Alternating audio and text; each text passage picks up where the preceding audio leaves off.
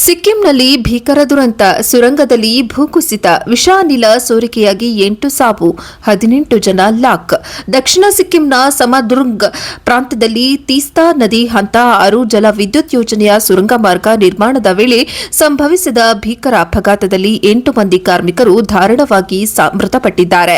Patel engineering ಸಂಸ್ಥೆಯ ಕೈಗೆತ್ತಿಕೊಂಡಿದ್ದ ಈ ಸುರಂಗ ಕಾಮಗಾರಿಯ ಸ್ಥಳದಲ್ಲಿ ಸೋಮವಾರ ಮಧ್ಯಾಹ್ನ ಸುಮಾರು 3 ಗಂಟೆ 9 ನಿಮಿಷದ ವೇಳೆಗೆ ಬೃಹತ್ ಸ್ಫೋಟದಂತಹ ಶಬ್ದದೊಂದಿಗೆ ಮಣ್ಣು ಕುಸಿದು ಬಿದ್ದಿದೆ.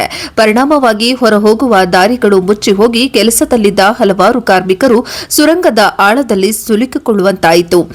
ಘಟನೆ ನಡೆದ ತಕ್ಷಣವೇ ಸ್ಪಂದಿಸಿದ ರಕ್ಷಣಾ ಸಿಬ್ಬಂದಿ 12 ಜನರನ್ನ ಸುರಕ್ಷಿತವಾಗಿ ಹೊರತರಲು ಯಶಸ್ವಿಯಾಗಿದ್ದಾರಾದರೂ ಕನಿಷ್ಠ 18ಕ್ಕೂ ಹೆಚ್ಚು ಜನರು ಇನ್ನು ಒಳಗೆ ಇರುವ ಭೀತಿ ಎದುರಾಗಿದೆ.